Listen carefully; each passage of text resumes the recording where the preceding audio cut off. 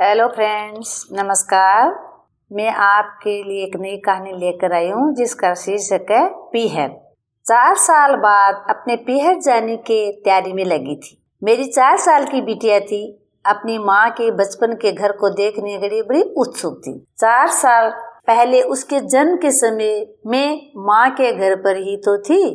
Mummy papa अब भैया भाभी के साथ शहर के घर में ही रहने लगे हैं, इसलिए गांव वाले घर जाने का मौका ही नहीं मिलता। इन 4 सालों में जब भी जाना होता शहर वाले पीहर ही जाती। इस बार संयोग उस पूरा परिवार साथ गांव जाएगा।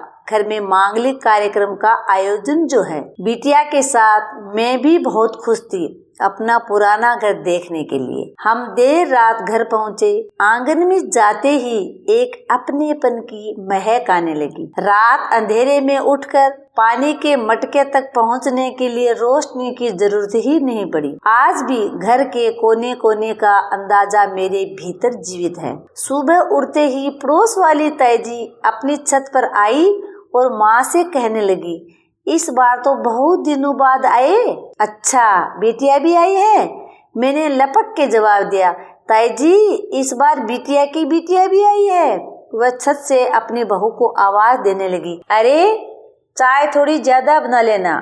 मुझे उनके घर की चाय बड़ी पसंद थी और उन्हें ये बात आज तक याद थी। मैं भी बिना एक क्षण व्यतीत किए उनके घर जाने के लिए निकल पड़ी। बस चप्पल पहनी ही थी कि मेरी गुड़िया भी साथ चलने का हट करने लगी। उसे गोद में ले मैं जल्दी से निकल पड़ी ताई जी के घर की चाय पीने। उन्होंने बड़ा लाड़ चाव किया बिटिया का। मेरी गुड़िया भी अपने नए नाना नानी मामा मौसी से मिल बड़ी इतरा रही थी।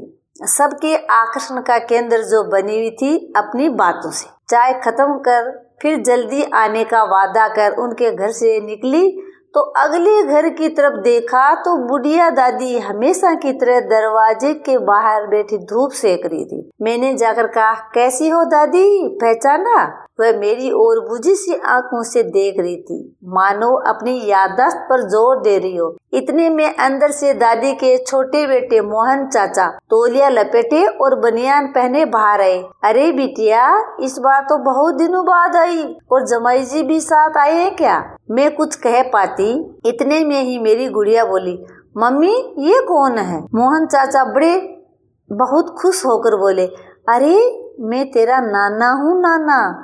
दादी भी अपनी याददाश्त पर जोर देकर पिताजी का नाम लेकर कहने लगी, अच्छा तो तू रामचंद्र की बेटी है।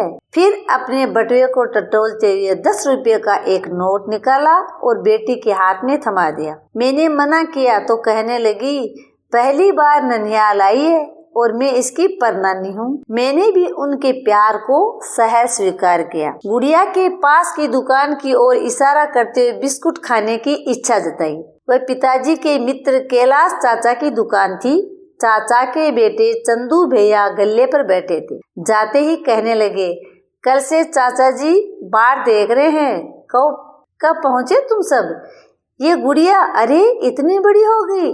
मैंने भी कहा, भैया कल रात ही पहुँचे हैं, एक बिस्कुट का पैकेट दे दो। जब पैसे देने लगी तो बड़े गुस्से और हक से उन्होंने मेरी ओर देखा और कहने लगे, मेरी भांजी से बिस्कुट के पैसे लूंगा, मामा हूँ इसका। मैंने भी हंसते हुए उनका ये तोहफा गुड़िया को पकड़ा दिया। मेरी गुड़िया ये सब बड़े आश्चर्य से देख रही थी। दुकान पर बिना पैसे दिए बिस्कुट जो मिल गए थे।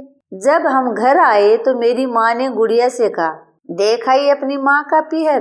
तो गुड़िया दौड़ती हुई अपने पापा की गोद में बैठ गई और अपनी भोली सी आंखों में आश्चर्य लिए बोली, आपको पता है पापा, मम्मी का पीहर तो पूरी कॉलोनी जितना बड़ा है। उसकी इस बात से पूरा परिवार ठाके लगाकर हंसने लगा। इस विस्तृत पीहर पर मेरा स्नेह भी भर गया। तो गांव में आज भी है, जब जाते हैं तो आस पड़ोस वाले सारे हैं उसका बहुत बड़ा आदर करते हैं, सम्मान देते हैं और एकदम ऐसा व्यवहार करते हैं जैसे रियल में ही उसके चाचा ताऊ नाना नानी दादी ऐसा हो। तो वही इस कहानी में दर्शाया गया है। तो पीहर का प्यार है होता है ऐसा।